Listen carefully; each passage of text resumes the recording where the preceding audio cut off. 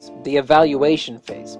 There are two parts to the evaluation phase: formative evaluation and summative evaluation.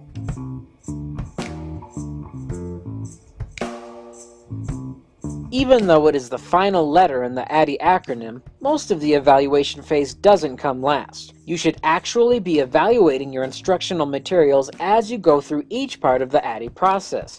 This continual appraisement is called formative evaluation. Dick, Carey, and Carey's instructional model outlines three basic stages of formative evaluation: one-to-one evaluation, small group evaluation, and a field trial. Let's say that you and a friend are going to be holding a basketball training camp for 11-year-olds and are showing a short video to help the kids learn the basic rules of basketball. During your one-to-one evaluation, you would want to test the effectiveness of this video with a child close to the age and abilities as your actual learners. You would then ask them a series of questions about the effectiveness of the video. First, about the clarity. Was the message clear and easy to understand?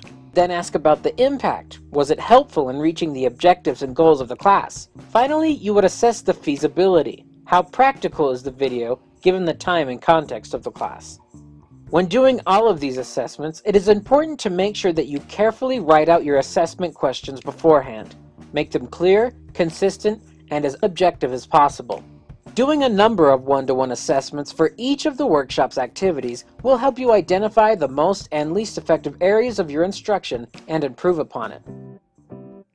After you have made improvements based on what you learned during your one-to-one evaluations, it will be time to do a small group evaluation. This will help you determine how effective those changes were, as well as monitor how well your activities work in a group setting. It is best to choose participants that accurately represent the different subgroups that will be participating in your actual course. In our example, this would mean choosing children that are well-versed in basketball, as well as those that aren't as experienced. During this small group evaluation, you will once again assess the clarity, impact, and feasibility of each of your activities. Dick, Carey, and Carey also recommend adding an attitude questionnaire, asking questions like this: was the instruction interesting? Did you understand what you were supposed to learn? Were the materials directly related to the objectives? Were there sufficient practice exercises? Did the tests really measure your knowledge of the objectives? Did you receive sufficient feedback? After you use a small group evaluation to further refine your instruction, you'll be ready to do a field trial. This is a real-time rehearsal of all the instructional activities you have planned for your course. You will want to conduct it in a setting similar to the eventual instructional setting, to take into account any environmental variables. Once again, you will assess the clarity, impact, and feasibility of your instruction, and make changes accordingly. Then you will be ready to deliver your instruction. The other stage in the evaluation phase is the summative evaluation. The purpose of a summative evaluation is to prove the worth of the instruction after it is completed. Kirkpatrick's model outlines 4 types of outcomes to evaluate: the reaction, learning, behavior, and results.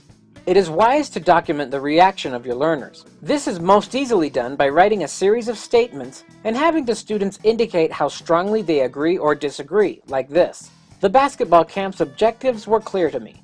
The drills and exercises fit in with the goals of the camp. The instructions we were given were clear and easy to understand.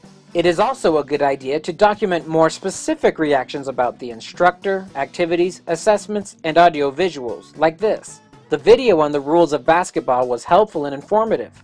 The passing drill we did helped my passing abilities. The instructor was kind and treated me with respect. A few open-ended questions can be helpful as well, especially about the overall strengths and weaknesses of the course. And make sure to make your feedback survey anonymous. This encourages learners to truly express their attitudes without fear of judgment or retribution. All of this feedback will once again help you know what went well in the course and what can be improved upon. The next aspect to evaluate is the learning that took place. This is most typically done in the form of a post-test that evaluates how well your students achieved your learning objectives. Knowledge is typically assessed in achievement tests. In our example, this could consist of multiple choice questions, testing your learners' understanding of the rules of basketball. Skills are typically assessed in performance tests. This could mean having students show you their passing, shooting, and dribbling form, while you took notes on a rubric you constructed beforehand. Attitudes are typically assessed on questionnaires, similar to the reaction surveys we talked about a moment ago. Behavior evaluation involves measuring the transfer of knowledge, skills, and attitudes from the training context to the actual performance setting. It is especially important to track this in professional settings. If you trained call center employees on a new way of upselling customers, you will want to evaluate whether or not they are doing this on their actual calls. In our basketball camp example, this could mean seeing whether or not your students utilize the skills you taught them as they played basketball games outside your workshop. Finally, you will want to measure the results of your training.